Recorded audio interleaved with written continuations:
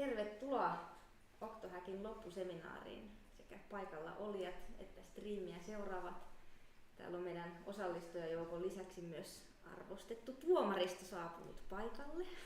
Heidät esittelen ihan tuota pikaa ja mä kerron myös, minkä takia Minnalla on elektrodeja päässä ja myös muualla kehossa. Ja minkä takia Lulun kättä kuvaa pieni miniatyyrikamera. Meillä on yksi englanninkielinen osallistuja, niin välillä tulee englanniksi juttua, välillä varmaan suomeksi. Ja tiimit on saanut itse päättää, että kummalla kielellä sitten esittelevät tuotoksensa. Mutta aluksi ihan vähän taustaa teillekin muistin virkistykseksi, että mistä on kyse. Olemme siis Octohack-tapahtumassa. Ja tässä on tavallaan kaksi kantavaa ideaa tässä hommassa. Ja se on se, että tiedettä tehdään paljon, tietoa syntyy tosi paljon. Ja sen tarkoitus on auttaa ihmisiä.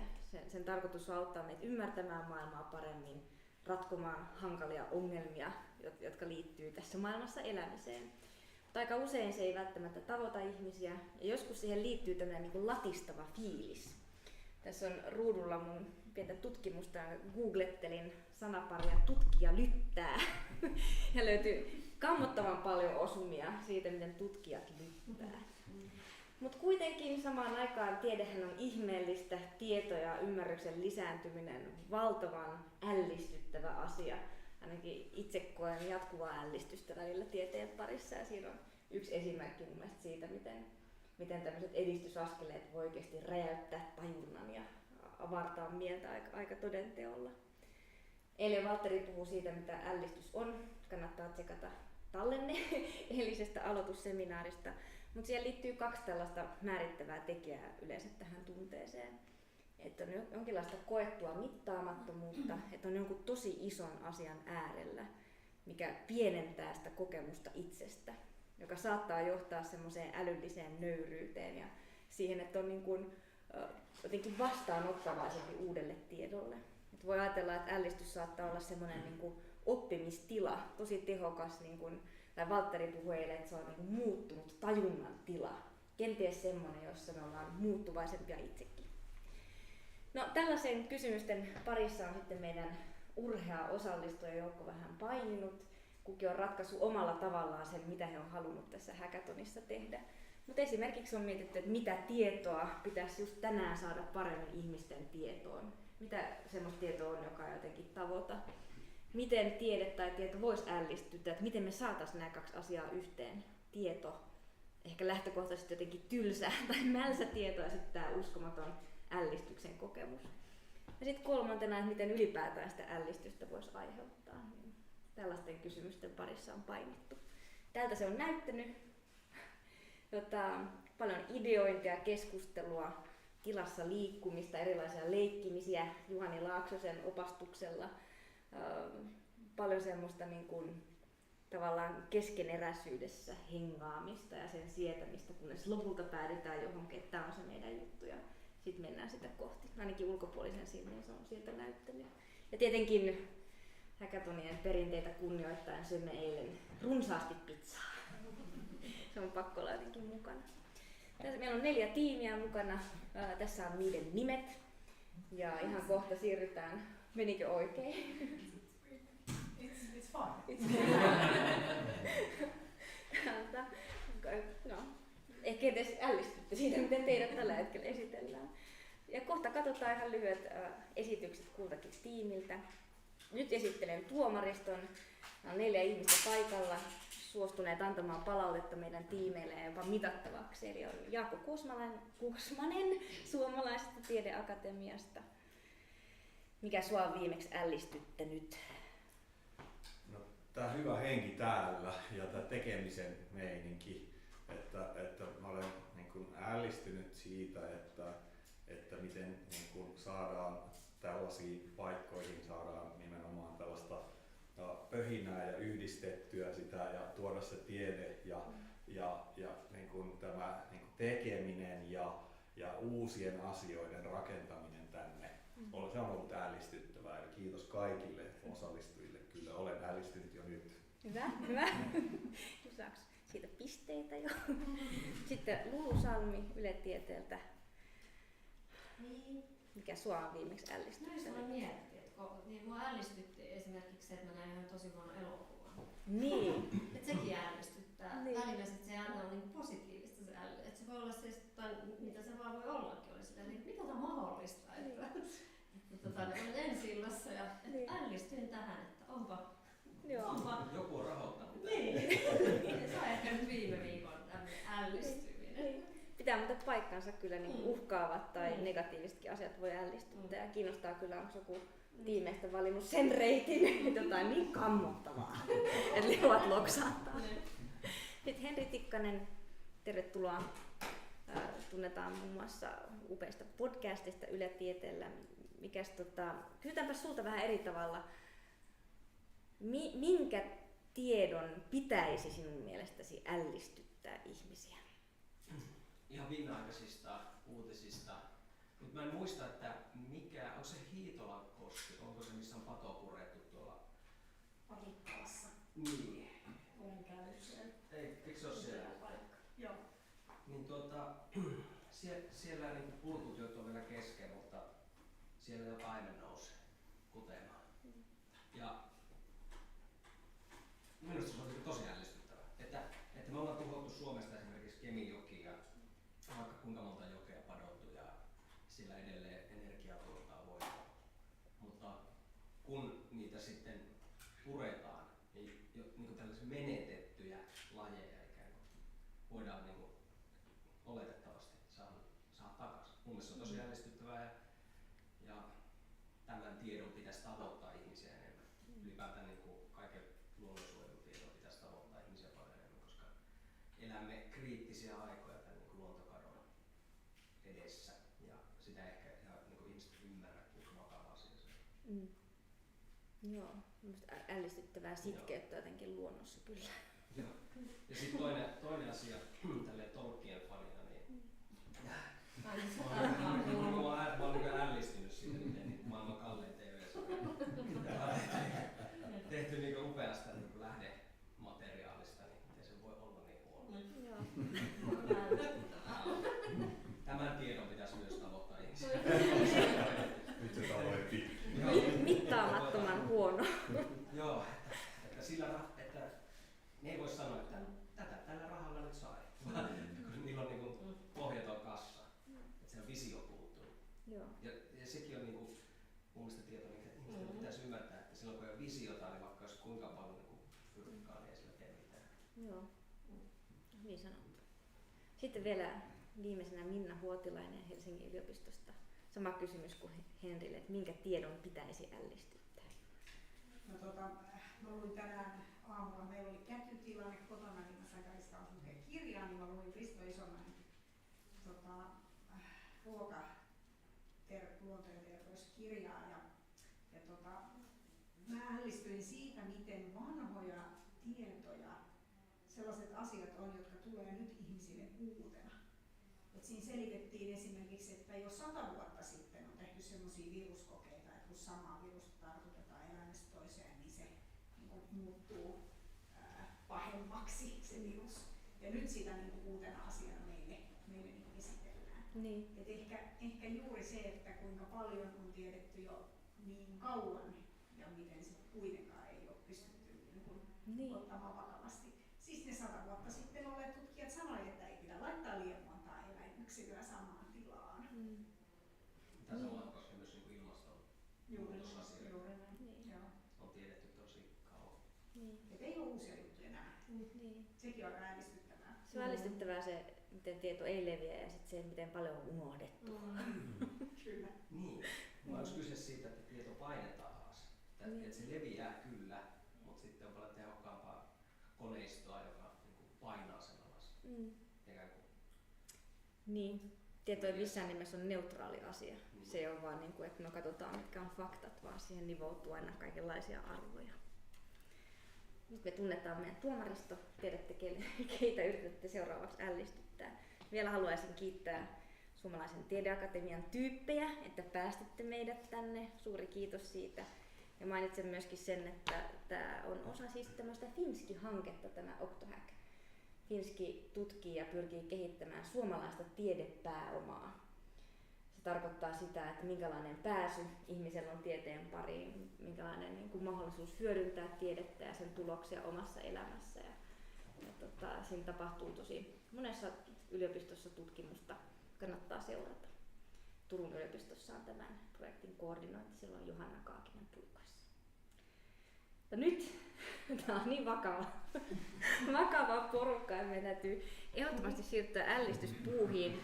Mutta mä haluaisin käynnistää nämä tämmöiseen niin kuin perinteiseen tapaan, kun jotenkin tämä tila mun mielestä henkii semmoista jotenkin arvokasta, vähän jotenkin perinteistä niin kuin seminaaritunnelmaa, vähän niin kuin semmoista kevätjuhlan tuntua. Tiedätte, mistä mä puhun? Joulujuhlan tuntua. Me ollaan syöty joulukonvehtia täällä. Niin semmoisethan perinteisesti alkaa pienellä musiikkiesityksellä. Ja mä ajattelin, että samalla me voitaisiin kohta siis nauttia. Te ette joudu laulamaan. Me voitaisiin nauttia pienestä musiikkiesityksestä ja vähän kalibroida samalla tätä Valtteri Wikströmin luomaa ällistysmittaria. Pystytkö nopeasti selittämään, että mitä tässä tapahtuu, mitä siellä näkyy? Joo, tässä mitataan Minnasta kahta eri signaalia, eli sydän sähkökäyrää tuossa vasemmalla ja sitten ton tällaisen niin kuin kulmakarvan kohottamislihaksen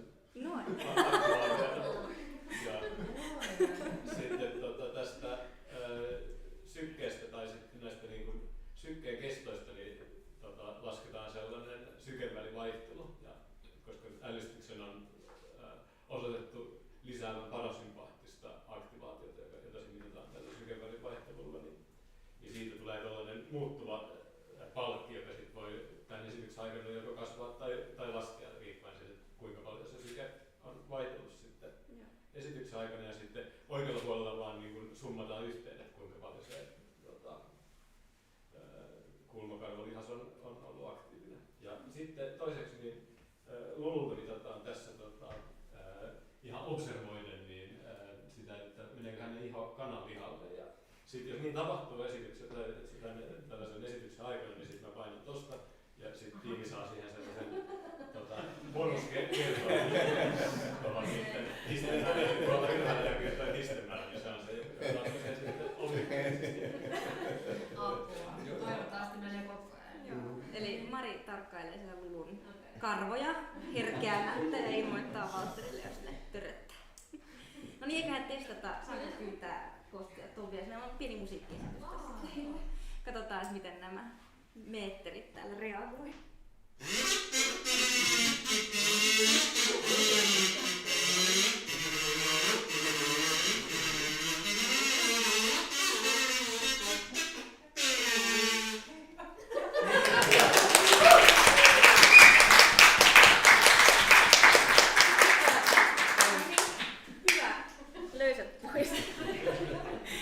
Sitten mä rupean säätämään täältä seuraavia esityksiä. No siinä tulikin sitten, kenties ensimmäinen tiimi voisi olla AAAS. Oletteko valmiita? Joo. Mä menen sitten pois alta, niin lavaan teidän. Jos kovasti venyy, niin mä nousen seisomaan. So I just click to go forward. Or you use this one. Or I use that one. Okay. You be clicker, I'll be operator. I'll be thought to voice person. No, it doesn't work. Why does it not work?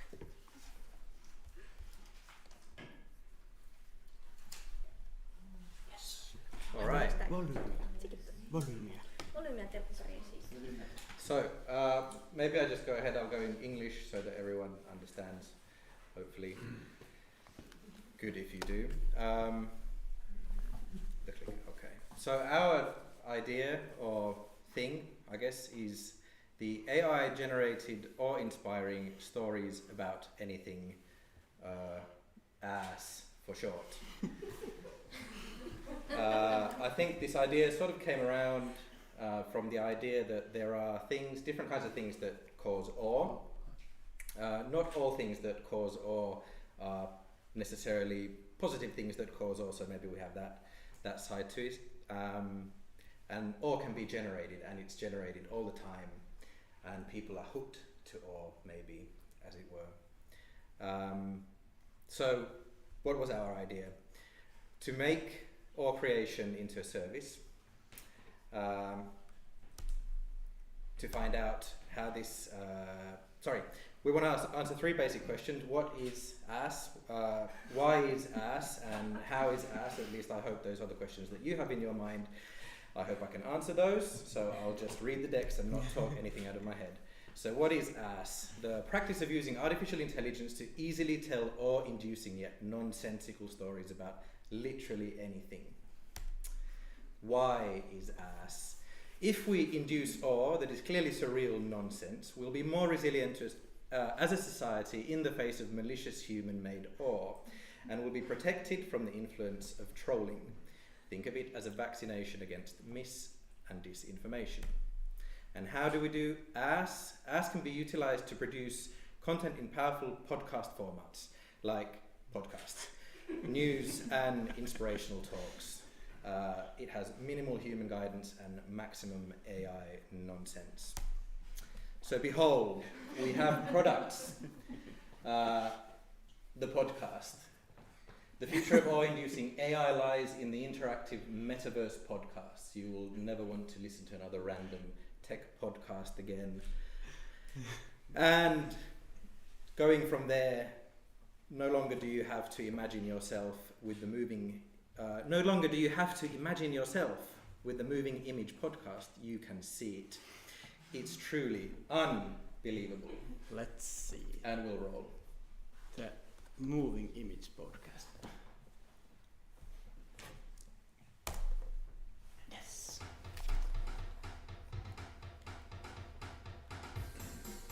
Welcome to the Daily Imagination podcast. I'm Jennifer Clifkin, live from Colorado. Are you worried about the increase in heavy Zeppelin traffic? The people of Helsinki, Finland seem to be.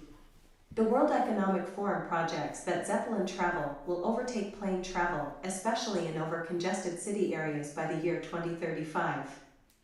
Here for more insight, our live correspondent Robert Lipponen in Helsinki. What's in the air? Thank you, Jen. I'm Robert Lipponen, standing live from Helsinki. Why everyone is talking about the Zeppelin congestion? Well, it was only a matter of time until the topic of the most famous public transportation project of all time would pop up here in Finland. The airship traffic was something I had seen, but had never experienced. I was living in Helsinki at the time, but most people I knew hadn't really seen the airship docks or the city skyline. And for me, it was an experience like the world's largest and tallest roller coasters in Blackpool's Pleasure Beach. I remember it being a new house, the one in the airport, that is. A light had been burning red for 2 weeks straight. When the traffic controller gave the green signal, drivers were turning right instead of left, and that's when things went horribly wrong.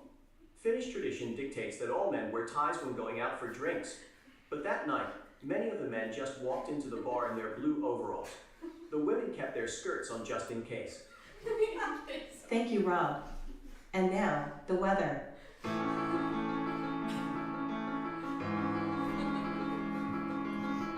And that's our daily dose of awe from the Daily Imagination Image podcast. Hopefully this fix of awe was enough to keep you from feeding the internet trolls. I'm Jennifer Clifkin, reminding you not to believe a word you just heard. I'm just an AI.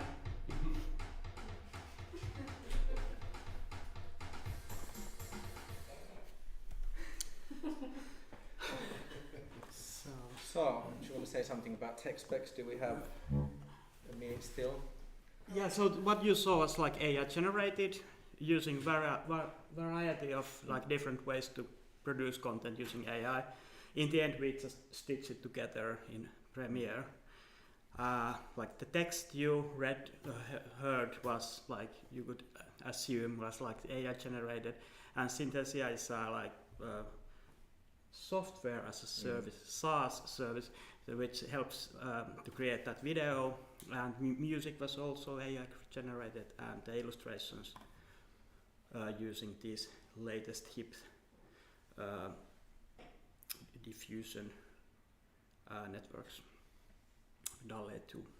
So, right, motivation. You said the motivation already. So thank you. Any questions?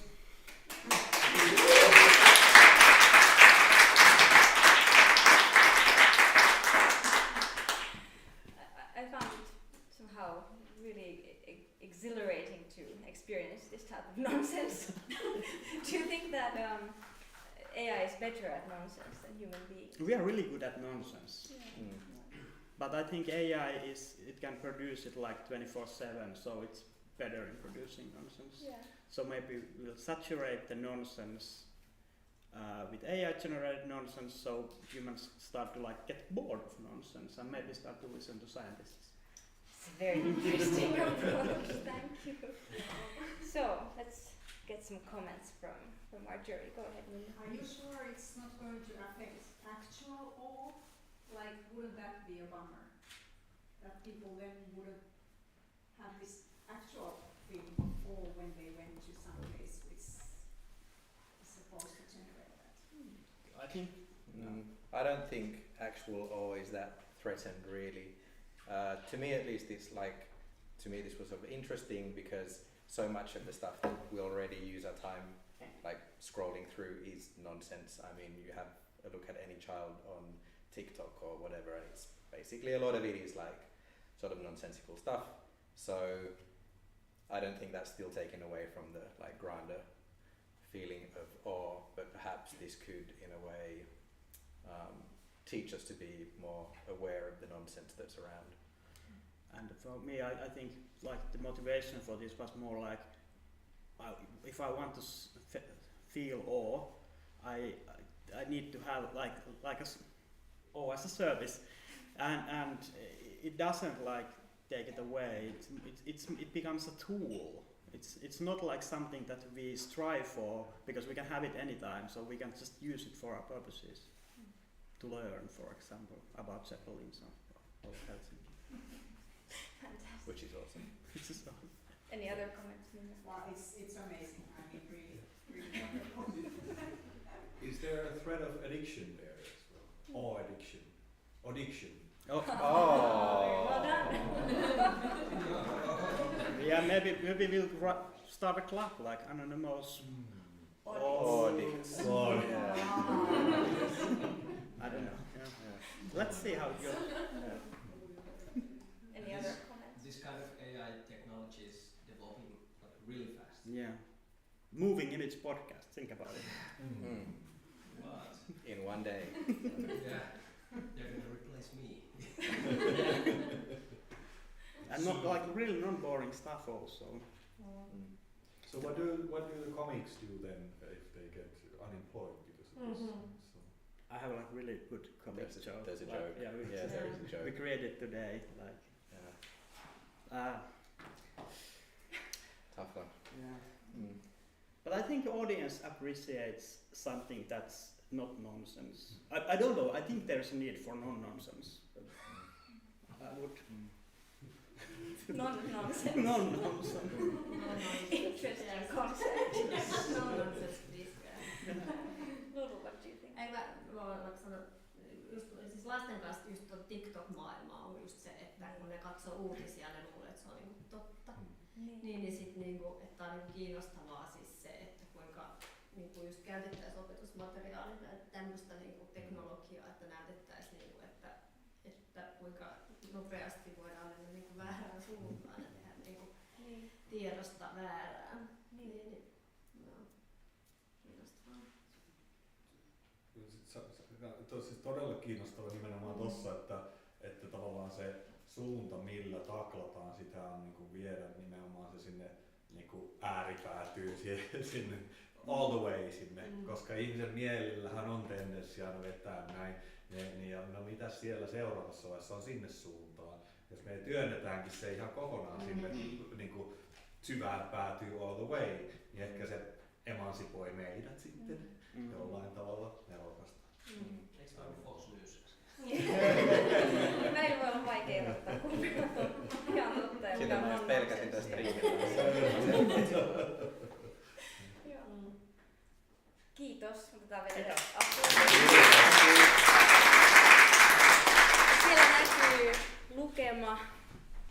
Ällistyslukema on 285. Tieteellisesti määritelty ällistyksen määrä on siinä teillä. Yritän saada seuraavat showt täältä näkyviin. Noin. Sitten voisi tulla seuraavaksi se, joka tässä näkyy, tiimi Everything is Awesome. Tervetuloa lavalle. Siinä on toi. Sonikohan se. Ja myöskin tää saattaa toimia. Joo, se toimii.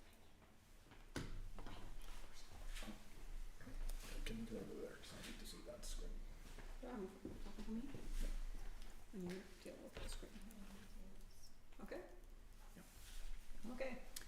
Everything is awesome, including this rock. But where does this rock come from, and how is it connected to, well, everything? That's what we're trying to answer in this presentation. This rock was found on a construction site where a corporation is removing bedrock from the site. But before that, the rock was laying there for about 2 billion years.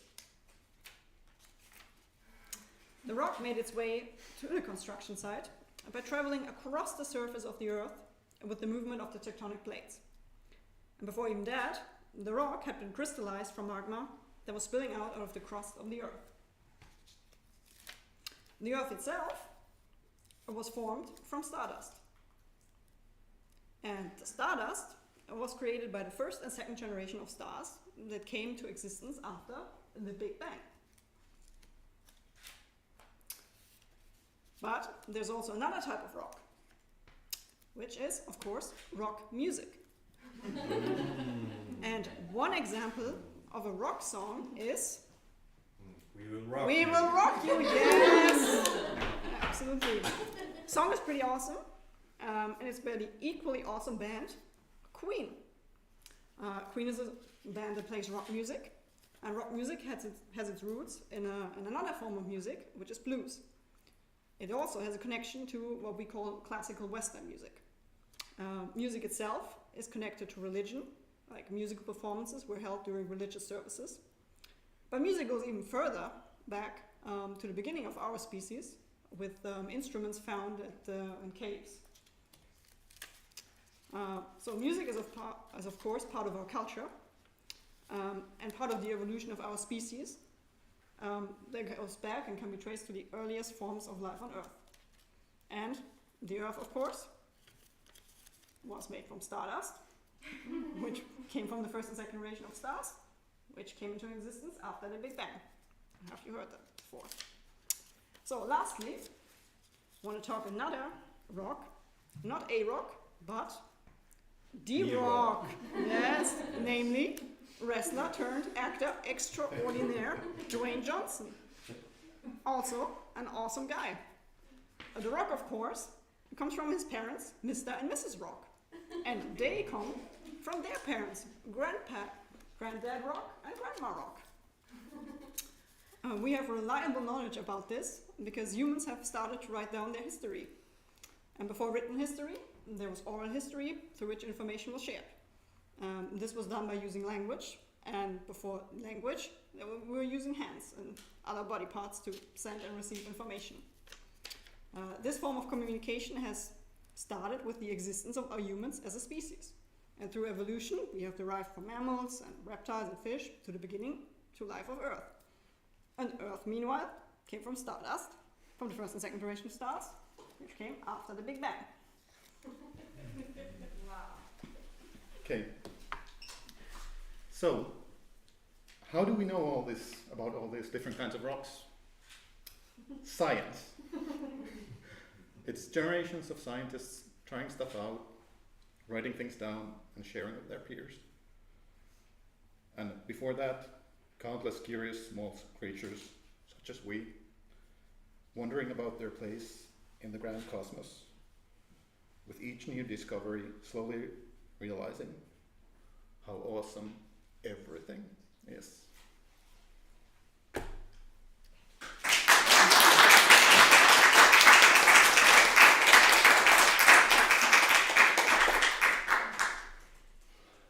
trying to think of something that might not be awesome, but you made a rock pretty awesome. Yes. In a very, very short period of time.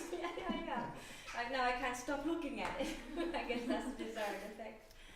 Thank you. Let's go to our journey. So This was definitely awesome, absolutely awesome. So, and beautiful interconnections that really awed me and made me wonder about the boundaries of rock and rockness and something that is rock-like.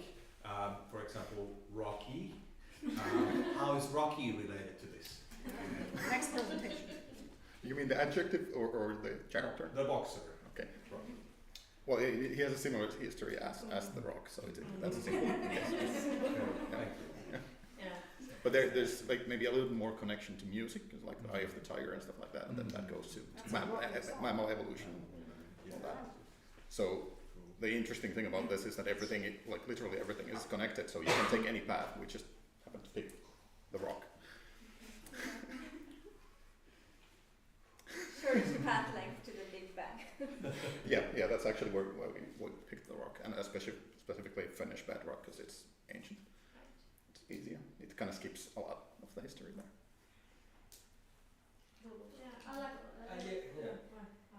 It's fascinating that a rock or the rock or whatever is it's an English word. How about the same in Finnish?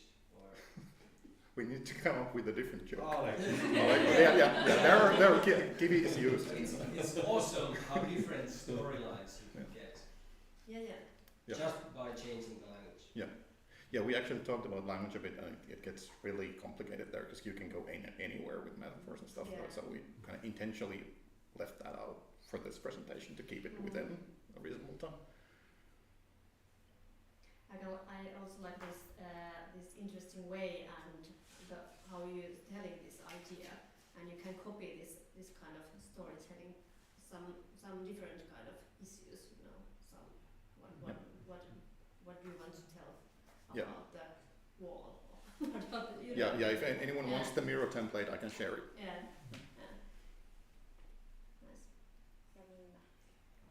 Joo, siis ihan mieletön. Tämä tuli sellaiset niinku lastentiedekysymys tästä, että mä heti näen niinku sellaisen rivistön päiväkotilaisia, jotka on istumassa tässä ja sitten ne kysyisi seuraavaksi teiltä, että mikä oli sitten ennen sitä ensimmäistä kammausta. Se on pakko luokkaa.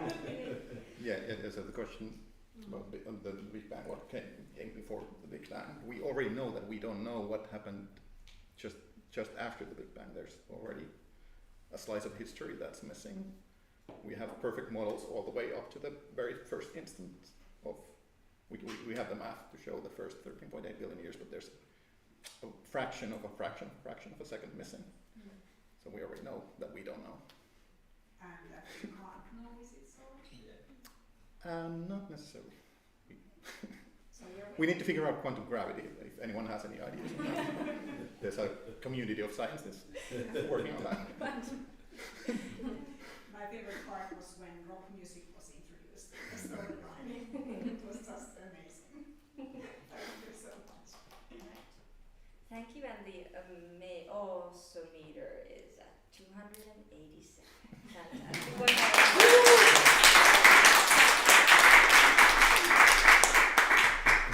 Everything is awesome. Now I will try to make it work. Next, let's go to as soon as I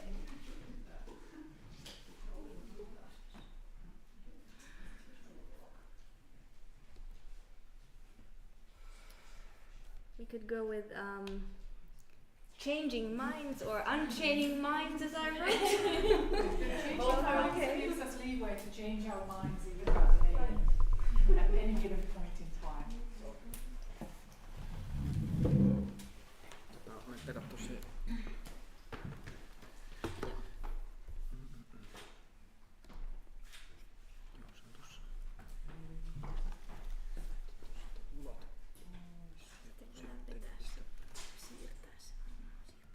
Ei tarvitse, se ei tullut siis sinne, se on käynnissä.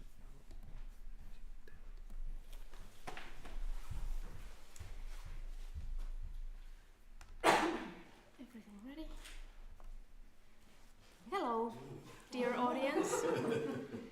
I'm going to tell you something about shamanism and animism. Shamanism is a practice that involves a practitioner interacting with what is believed to be a spirit world through altered states of consciousness such as trance. Beliefs and practices categorized as shamanic have attracted the interest of scholars from a variety of disciplines, including anthropologists, archaeologists, historians, religious studies scholars, philosophers, and psychologists. Shamanic practices may originate. Now you should close your eyes. No. Please. Close your eyes. Make sure you're sitting comfortably. Bring your attention to your breathing. Just notice the inflow and outflow of your breath. If you become aware of any tension in your body, allow yourself to let go of that tension. If your mind drifts, gently bring it back to this moment. If something catches your attention, gently put it aside for now. Breathe in and breathe out. Breathe in and breathe out. Now, in your mind, imagine that you're standing at the side of a big, open wildflower meadow. As you look across the meadow, you notice a single, tall tree. Look at the tree and describe it to yourself in detail. How big is the tree? What shape is it? How old is it? Walk across the meadow.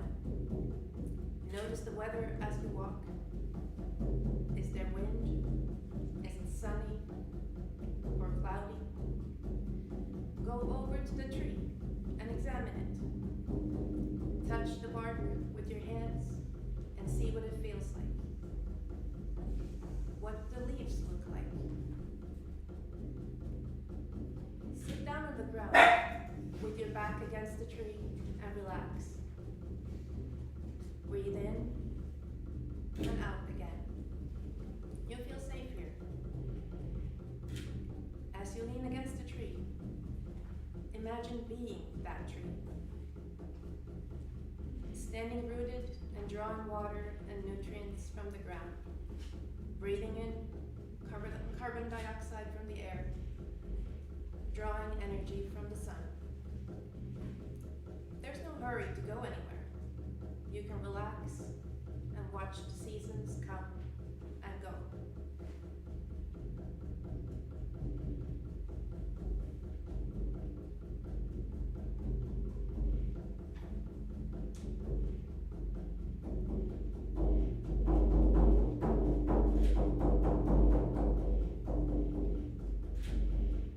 Now it is time to leave the tree. Become aware of your body again, leaning against the tree. Turn to the tree again. Say goodbye and thank you. And return to this room.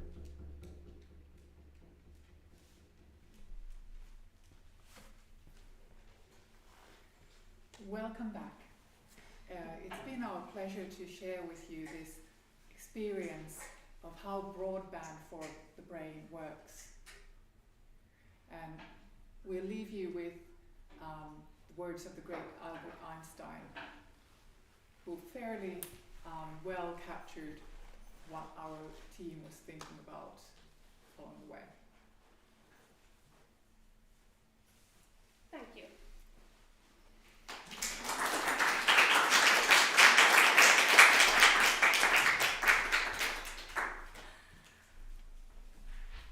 Wow. I didn't want to return. Yes. I heard a lion. Suddenly you didn't feel that safe. What a fantastic way to start a presentation, but please close your eyes. Shut off the light. No kind of noise from over there. Thank you. I have no further questions. I'll give it to the judges. This was awesome, and it taps into one of the the great mysteries, the awes of being, which is the boundary between rational and something else, right? And I was reminded, and I've been for the past few days, and I've been talking about Dalai Lama has a book called Universe in an Atom, basically. So, and he explores the boundary between scientific worldview and scientific methodology and the Buddhist internal subjective consciousness and the analytical kind of understanding of subjective consciousness and the interrelation between the two.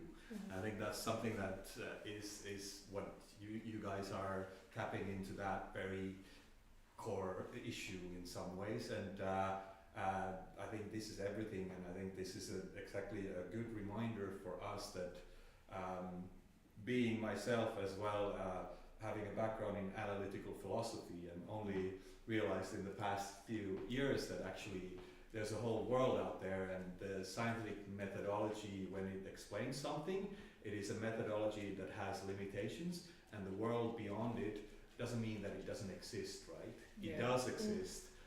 How do we tap into that? How do we look into that? How do we let it inside of us? And what's the interrelation between the two worlds, basically? So it's a beautiful reminder and something very important, and I think something that will be a bigger thing in the future again. Thank you.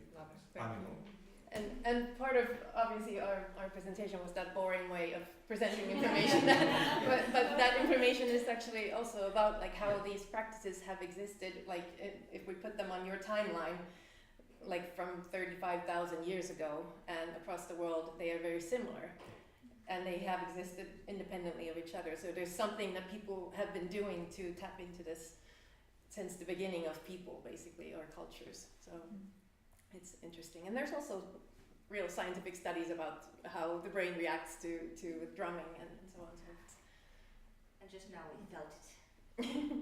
My hair stood up, but mitä karvat näyttää? Onko noussut Lulun karvat? Katos nyt, sä et ole vielä vaikea murtaa semmoista. Onko kommentteja, eli kommentteja? Mulla ylipäätänsä siis, mä oon tosi huono käyttämään meditaatioa, siis appeita, yhtään mitään semmoista, niin tää oli jotenkin musta ihan mahtavaa siis sille, että olla niinku jossain, niinku pääsi niinku tuohon maailmaan ja sit siihen, että oli niinku, siitä tuli myös sitä tietoa ja sitä kaikkea semmoista niinku siinä samalla, eikä sit niinku, ja oli koko ajan siinä hetkessä. Ja sit kun mä oon jossain meditaatioasioissa niinku jotenkin myös niinku tosi semmonen niinku, tosi kiitos tästä. Ihana kuulla. Was this science-based, this trans show? Well, yes, like that. If you go and look at that study, for example, that's the neuroscience of what drumming does to like the brain waves, and then there's been a lot of other studies as well. If you put in Google Scholar shamanic drumming, there's a lot. Not the script, for example, the tree walking towards it. Yes and no. It was actually adapted from a book by Michael Harner, who is one of the people who has gone all around the world and found these different shamanic practices and kind of brought it. He's a psychiatrist as well, so he uses it in his therapy work.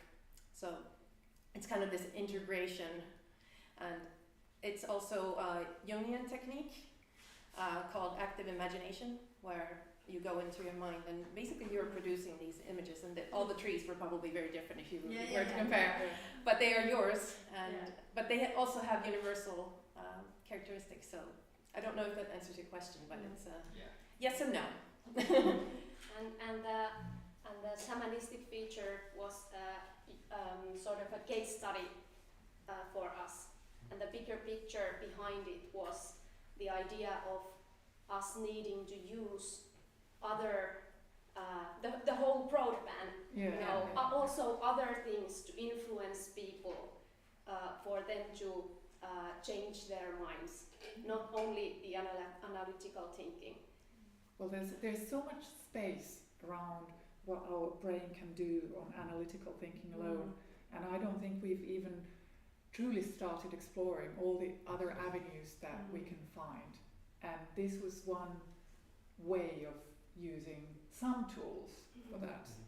But there are numerous others, and would have been cool to have like 2 hours. Yeah, and explore all the possible ways beyond analytical thinking that we could use. Yeah. This was one way. Yes. Thank you for this experience. It was amazing. About the drumming, I must tell you an anecdote. I have a friend who used to live in the African continent in different countries, and she moved to Finland when she was 16 years old and went to live here. And she said that something that is missing from her life is the sound of the drums. Because she used to go to sleep and hear the sound of the drums, and she would wake up to the sound of the drums coming from close or distance, but always you would hear that. And she said that she feels like it's like supporting that her body is in existence, that the drum sound is like keeping her as a whole person, and also speeding her, so that when she wants to do something, the drumming is like pushing her towards her own goals. And when she's in Finland and this sound is missing, so she doesn't know what to do.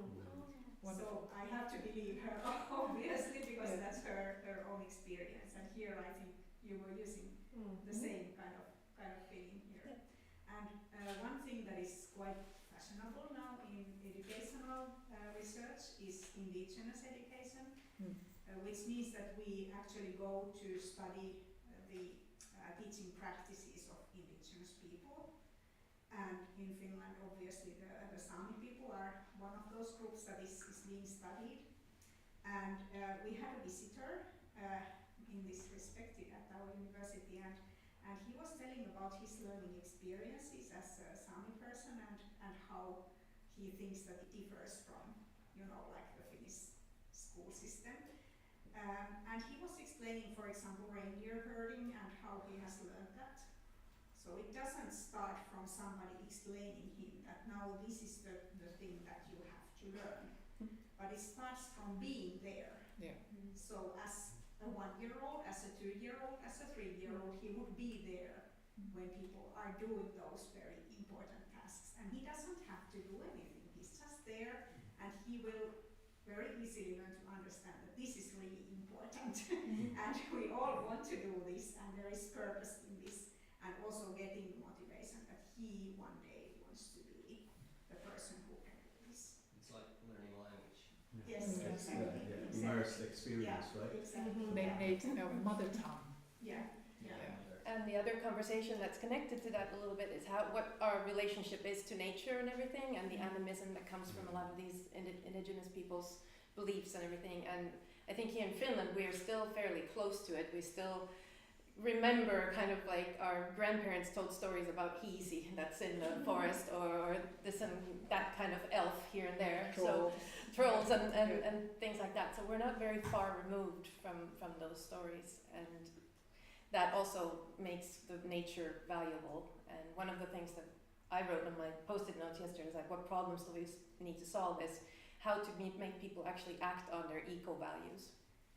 And these kinds of experiences also, like if you can have the experience of being a tree, then you don't want to go chop it down, or you don't want to necessarily do harm to animals, or that kind of thing. So it can be a way of connecting back to nature as well. You may become consultants to AS team as well. Yeah. Very connection there as well, right? Changing asses. And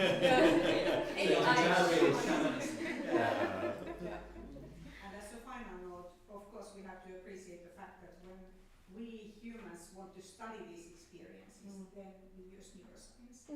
So isn't that kind of cute? Yeah. We then really need to have those numbers to prove that these experiences are valid and true. And that's why we're like, this is actually valid stuff. Like we needed to put a reference there. Well, I didn't. I just believe it because it works. Yeah, I'm a psychologist and I needed some proof. Thank you. Yeah, just the score was a little bit low, but I want to maybe take this moment to notice that sometimes this neuroscience is not so perfect, that we didn't measure the imaginative eye. No. Minna. And we told you to close your eyes, so we can't get any points for the. There's also, actually, I looked at the numbers and I thought, oh, but actually that's good because we wanted you to get into your body. Calm down. Yeah. So actually this is a winning score. Nice turn around.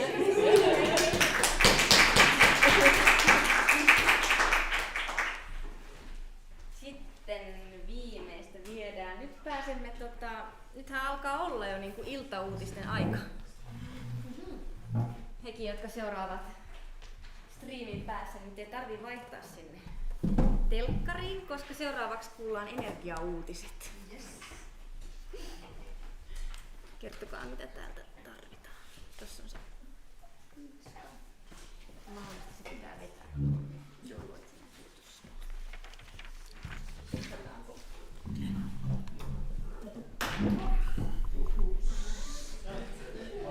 Katsotaan, lähteekö se tulemaan. Se pitää vaan vetää.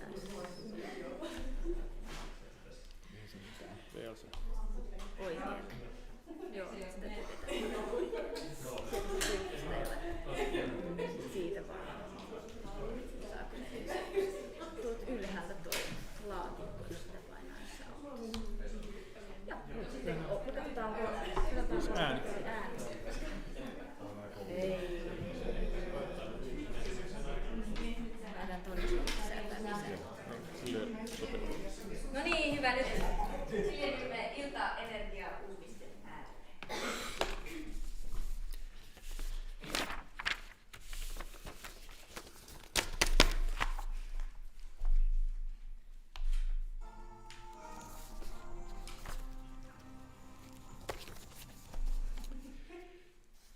Vuosi 2022 jää historiaan eriskummallisena. Someblokkaaja voi mitä P:n sanoin, se hetki kun ollaan menossa pizzalle, mutta etupenkillä mutsi muistaakin, että meillähän on sitä eilistä jauhelihakeittoa vielä jäljellä. Vuotena järkyttävien tapahtumien ja pettymysten emoäiti, pimeässä inisevä itikka. Vladimir Putin otti ja posotti Ukrainaan valtaamaan alueita, jotka hänelle eivät millään maailmankartalla kuulu. Koko läntinen maailma kuritti Putinia, jonka imperiumin vastaisku oli laittaa kaasuhanat kiinni. Energian tuonti Suomeen on loppunut. Tämän seurauksena sähkö on kalliimpaa kuin pikavippien korot. Olkiluoto 3 käynnistys on mennyt yhtä sujuvasti kuin sen rakennuskin, ja myöhässä ollaan jopa ranskalaisella aikataululla. Jotta sähköä olisi saatavilla niin kuin Strömsössä, kaikkia kansalaisia kehoitetaan energiansäästötoimiin. Yrityksiltä edellytetään energiansäästöä, ja länsiväylällä palaa vain joka toinen lamppu. Jokainen voi säästää energiaa säätämällä huoneen lämpötilaa alhaisemmaksi. 2 asteen lasku säästää noin 10% energian kulutuksessa. Sähkölaskussa tuo säästö voi olla huomattavasti suurempi.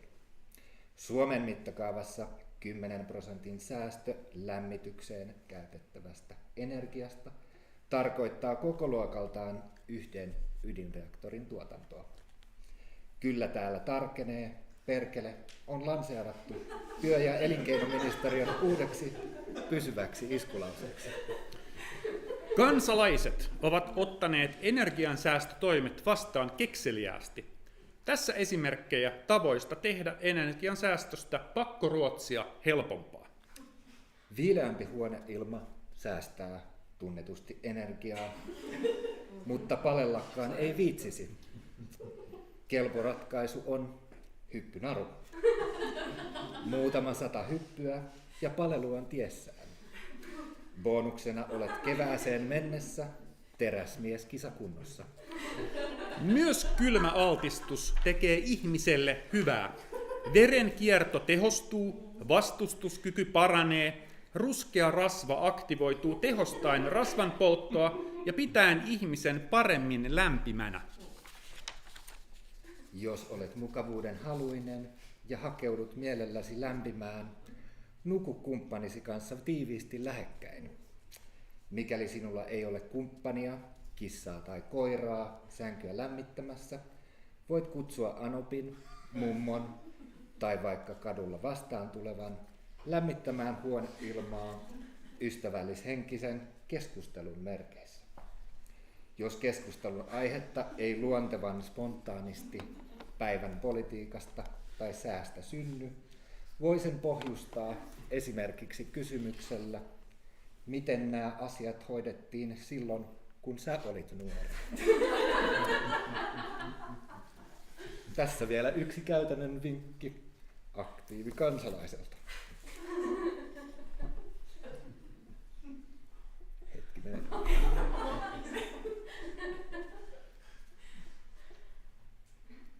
Täällä on nyt taas niitä sähkön syöjiä. Ne on ihan hirveitä. Nämä täytyy heti teipata piiluun, että näkyy. Yksi on tuonne eteiseen jäänyt. Naapuri tuli heti sinne kännykkää lataamaan. Ja ulkopistoasiat, ne on niitä pahimpia. Kerran tunnissa saa ulkona käydä sähköauton lataa ja hätistelemässä pois. Näiden energiansäästövinkkien merkeissä ja talven kylmimpiä hetkiä odotellessa rohkaisemme kuulijoitamme lämpimästi. Kaikki joukolla jäätä särkemään. Joko sitä oikeaa tai kanssaihmisten välistä ja aktiivisesti liikkuen rasvojaan polttelemaan. Vaikka vähän välillä vihkoon meneekin, tästäkin selviämme.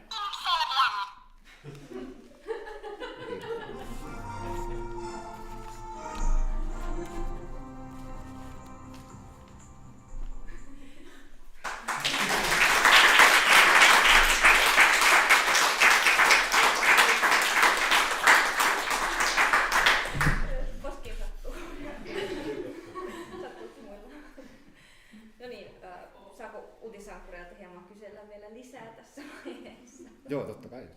Kyllä mä katsoisin energiansäästöuutisia, energiauutisia ylipäätään. Selko Suomi kyllä lämmitti omaa mieltä tässä asiassa.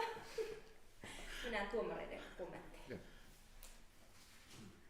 No siis hyvänen aika, sain heti paljon ideoita ja inspiraatiota varautumiseen. Tällaista olen juuri odottanutkin ja toivonutkin. Eli tässä on niin selkeästi, ja nyt ehkä syyttävä silmä katsoo Yleen suuntaan, että ehkä jopa toiveikas silmä katsoo Yleen suuntaan, että voisitteko viedä tätä asiaa eteenpäin, että saamme nämä uutiset sitten ihan lanseerattua. Kyllä. Saanko tähän lisää? Saa. Yleähän löytyy se Aulasta Yle Kioski-ohjelma Ilmastouutiset. Ja kukaan katsonut? Onko kukaan katsonut? No, onko se riittävän ällistyttävä? Se on todella ällistyttävä. Se on erittäin laadukas ohjelma. Löytyy valitettavasti YouTubesta, televisiosta. Siinähän on tämä Timo Korpi toimittaja lausui julki, että hänen visionsa on saada ilmastouutiset 8:30 ja urheiluutisten väliin. Mikä on tietysti myös tämmöistä niin kuin itseironiaa. Niinhän ei tule tapahtumaan ikinä, mutta se on niin yleinen piikki siinä ja yleinen omassa ohjelmassa. Ehkä tässä muutenkin sanoisin näin, että niin kuin näin tuomaristossa vetään ehkä aina näiden ammattilaisten ehkä ottaa isomman kommenttitilan ja arvon tässä, jotka tietävät tämän. Minkälaisia uutisia? Tykkäsin erityisesti tästä positiivisesta näkökulmasta. Kun aina puhutaan, kun on ilmastonmuutos, niin aina lähdetään vähän sitä niin kuin pelotellaan. Mutta tästä tuli ne positiiviset, että kannattaa olla kylmässä, ne rasva ja kaikki tämmöiset ja tekee hyvää. Ja myös niin kuin mä oon miehelle kanssa sanonut, että kun hän tykkää pyöräillä, että kun alkaa ostettiin just omakotitalo, niin että voisi ottaa semmoisen pyörän, että hän voi alkaa tuottaa sitä sähköä meille siellä himassa, niin kuin, että olisi niin hyöty. Pitää ottaa niin tämmöisiä niin esimerkkejä tähän näin. Niin voisiko tähän ottaa vielä sellainen kansalaisten kysymysosion, koska esimerkiksi oli tossa, että kun tämä auto käy uusiutuvalla sähköllä, niin oli kysymys, että miten sähkö uusiutuu esimerkiksi, niin tämän tyyppisiä kysymyksiä voisitte vastata. Ja sitten ylipäätään, niin, mä heti oli se, että vitsi täällä ihan pitäisi päivä aloittaa. Nämä uutiset aina päräyttää niin aamukello tai just niin johonkin, niin sitten on päässyt ES-uutiset niin unintended. Mä vahingossa muutin tänne energiasäästöuutisiksi ja sitten tuli ES-uutiset. Energiajuoma. Niin tähän täytyy kommentoida, silloin kun sähkömarkkinat aukesi vuonna 1996, nykyinen ekoenergia oli aluksi nimellä norppasähkö. Niin oikeasti, siis Taloussanomissa on lukenut sillä tavalla isolla, että norppasähkö ei ole sähköä, mikä on tuotettu norpista. No, tähän jos on ihan lyhyesti, niin YouTubesta löytyy viime viikolta Ano Turtiaisen eduskuntapuheenvuoro, missä hän sanoi, että saimaannorppien syöminen ja rasvan käyttö polttoaineena ratkaisee meidän ruoka- ja energiakriisin. Ällistyksen. Se on ällistyksen.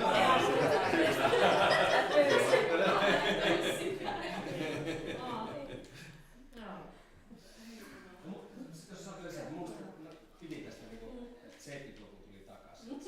Tuli heti mieleen, että tässä oli säästetty energiaa myös niin tavallaan tavallaan kun kuvittelin tätä, että tässä televisiossa, että se olisi kyllä semmoinen energiauutiset, jossa on tehty tosi ei ole menty liiallisuuksiin, vaan energiaa tässäkin kuluu ja näin, mutta hyvä pointti, en tiedä muista, mutta ei mulla tullut ennen tätä Ukrainan sotaa oikeastaan mieleenkään, että energia olisi jotenkin ongelma. Totta kai mä olen ymmärtänyt sen ja tiennyt sen, että mitkä kaikki ne ilmastovaikutukset on.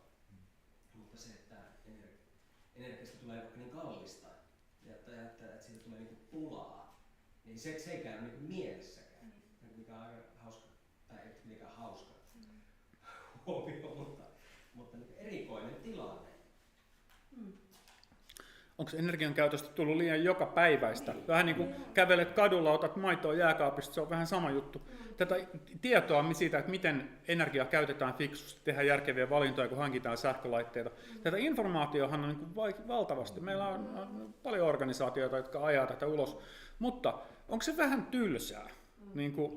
Onko se vähän tylsää? Meillä on listoja, Seura-lehdestä löytyy listoja, mitä voit tehdä. Mutta miten tämä saadaan jalkautettua, tämä homma, että nyt ruvetaan oikeasti toimimaan, koska ensi talvesta tulee vaikeaa. Mun mielestä jotenkin tommonen suomalaista sopii suomalaiseen huumorin tajuun toi perkele juttu. No kyllä vähän sen kurjuuden kautta huumorilla. Joo. Minna Huotilainen. Joo, siis mä näen tästä tämmöisen sukupolvien ketjun, että mä muistan siis aivan mainiosti nämä edelliset tietoiskut, missä oli semmoinen näin, ja sitten tuli semmoinen liekki, ja sitten kerrottiin näistä asioista, koska siis ihmisethän oli pulassa, kun ne oli rakentanut niitä hienoja taloja, joissa oli valtavat ikkunat sitten, ja yhtäkkiä sitten tämä moderni öljylämmitys yhtäkkiä olikin sitten niin kallista. Ja nythän meillä on taas sitten, no ei ole tätä juttua siinä valitettavasti, mutta siellä on se viileä poika siellä suihkussa siellä ylellä. Ja siinä on siis semmoista hauskaa retroilua, että siinä on vähän semmoinen vitsi, mutta kuitenkin sitten, jos mä kuvittelen, että seuraava sukupolvi katsoo, niin niiden mielestä se on oikeasti viileä tyyppi. Ja nehän on niitä juttuja, mitä nuoret on yrittänyt tavallaan viedä eteenpäin. Että hei, että pitäisi ottaa näitä ilmastoasioita huomioon niin silloin jo ennen kuin oli mitään sähkön hinnasta puhetta, niin ne on sillä tavalla, että kuunnellaan nyt, tätähän me ollaan sanottu. Ja samaan aikaan sitten 30-40 vuotta vanhempi väki voi todeta, että olemme taas tässä samassa ruudussa ja viimeksikin tästä kuitenkin sitten ihan hyvin selvittiin, mutta kyllä se tarkoitti sitä, että oli villasukat tai ehkä jopa kaikki villasukat sitten jalassa, että ei ollut varaa lämmittää. Et noissa hintavertailuissahan aina sanotaan, että Suomi on kallis maa. Että täällä on ruoka on kallista ja kaikki on kallista, mutta sitten siellä on se yksi poikkeusoluvallinen, se on se sähkö. Et jossain Italiassa tai Briteissä esimerkiksi niin kuin jollain lomareissulla tullut vastaan, että siellä on iso kyltti, missä lukee, että sähkölämmitintä ei saa käyttää. Se ei kuulu niin kuin tähän hintaan, että jos sä haluat lämmitystä tänne, niin sit sun pitää niin kuin maksaa siitä erikseen. Että on niin kuin oivaltanut sen, että vaikka meillä on täällä periaatteessa kaikki ollut kallista, mutta sitten se sähkö on kuitenkin ollut aika halpaa. Niin nyt se sitten ei ole. Hyvä, kiitokset tästä.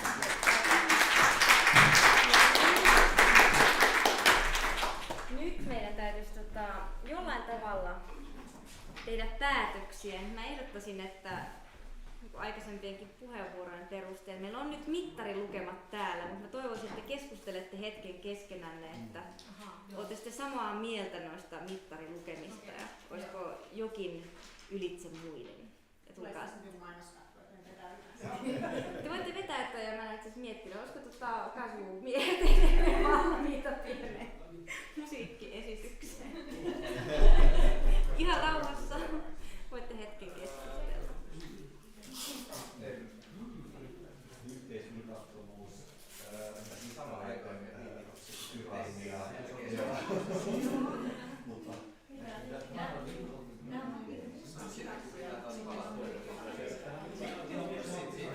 mä luulen, että tää kyllä menee sitä vaan. Se keskustelee tossa ja me leikitään, että ne kuuluu.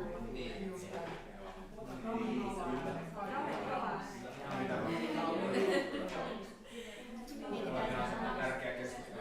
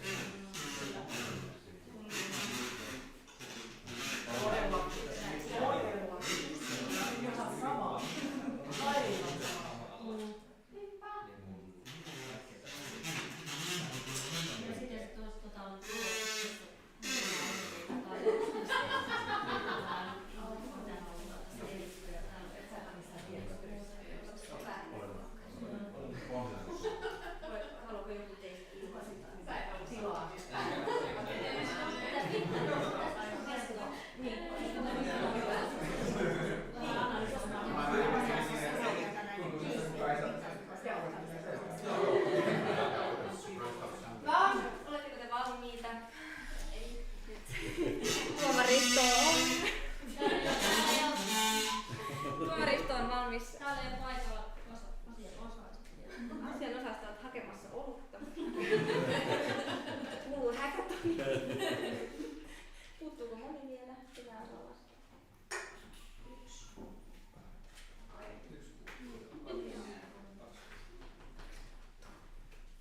Mä voin aloittaa varovasti, että mä kerron, että nämä mittaukset oli tosiaan siis mun kehosta olevia mittauksia ja mä itse olen itseni kanssa sillä tavalla eri mieltä, että mun mielestä nämä mittaukset ei ihan kuvasta sitä mun omaa ällistymisastetta.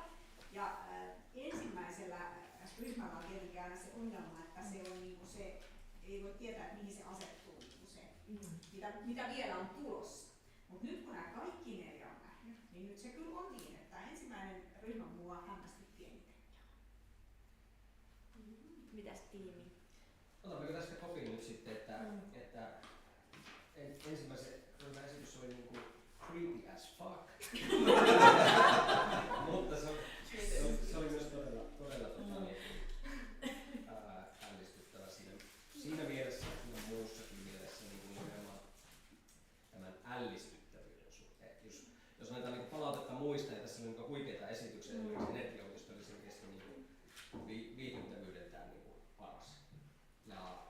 Niin, tässä oli kaikki, musta oli hauskaa, kun tässä oli niin erilaisia nämä kaikki toteavat. On päästiin meditaatiomaailmaan, tai mä pääsin sinne, ja sitten oli teidän kerrontatapa, että niin tässä oli hirveän vaikea tässä nyt miettiä, mikä on niin siis niin changing minds, todella vaikuttava, semmoinen inhimillisellä tavalla todella vaikuttava. Mutta sitten, että varmaan just toi, tekoäly on, se on nyt kans semmoista, mikä on nyt tosi tässä läsnä ja mihin mennään ja mihin kaikkia se, mikä on eettisesti oikein, niin tämmöisiä asioita niin kans. Kuulostatte yksimielisiä. Joo, ja ehdottomasti siis sama, ja puhuttiin ja olemme yksimielisiä ja ehdottomasti iäisuutista oli viihdyttävyysasteelta varmasti isoin ja Changing Minds ja Everything Is oli ehkä niinku erinomaisia tapoja kuvata niitä keskeisiä asioita, keskenäiskytkeytyneisyyttä ja sitten tätä niinku rajapintaa, niinku rationaalisen ja ei-rationaalisen rajapintaa, mikä oli niinku loistavia tapoja nimenomaan muistuttaa meitä näistä teemoista. Ja sitten niinku Ässi toi sitten ehkä niinku sen niinku tavallaan freesin uudenlaisen ja vaikka niinku mä poistaisin vielä jopa sen AIin niinku tällaisen niinku buzzword-yleisyyden heitetään AI siitä pois, mutta ehkä nimenomaan se, että tavallaan niinku uudenlainen lähestymistapa tähän meidän niinku informaatioympäristön luomiin haasteisiin, mitä me nimenomaan taklataan tässä, mitkä on niinku ihan meidän päivän polttavia, jopa meidän niinku selviytymiselle, niinku demokratian selviytymiselle ja niinku ihmiskunnan tulevaisuudelle ja sillä tavalla, että viedäänkin se sinne ääripäätyy se homma ja sieltä kautta rakennetaan uutta jotenkin jäsennystä tietoympäristöstä, niin se oli raikas ja freesi. Että ehdottomasti, ja niin kuin sanottu, että tosi niin apples and oranges, että kaikki omilla meriteillään olivat niin kuin, tähtiraketteja. Kyllä, ehdottomasti. Kiitos kaikista esityksistä. Kiitoksia. Kiva seurata. Olisi voinut vielä enemmänkin olla. Joo. Octolla uudestaan. Nyt otetaan ääsi tänne eteen.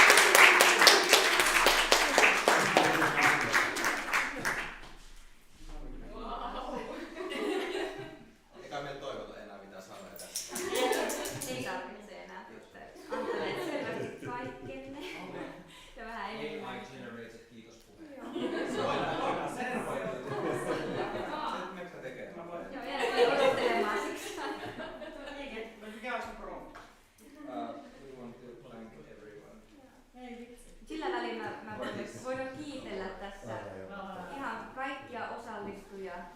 Tää on häkellyttävää aina huomata, mitä voi tapahtua, miten pitkälle voidaan päästä ajatuksissa ja ideoissa hyvin lyhyessä ajassa, kun vaan saadaan upeat ihmiset yhteen, lyömään viisaat päänsä yhteen sopivalla muodituksella.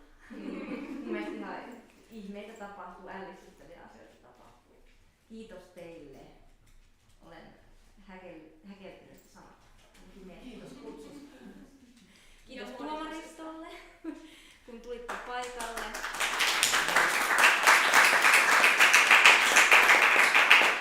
Eli meille iso lahja. Ilo oli meidän puolella. Teitäkin lahjotaan kohta, mutta en terahata kaikkea tähän. Ei etukäteen. Mulla on kiitospuhe. Ja Vesa pitää vielä AI-generoidun kiitospuheen ja siihen me lopetetaan. We want to thank the jury because of all that was the prompt. Is they have given us this moment of victory. This year our victory can be the triumph of all mankind. Now the moment of triumph is yet to come. Now it is our turn to get to work to achieve our objectives. There has been talk of a US strike. It is now over to deter such an attack. All we have to do is to develop our nuclear capacity.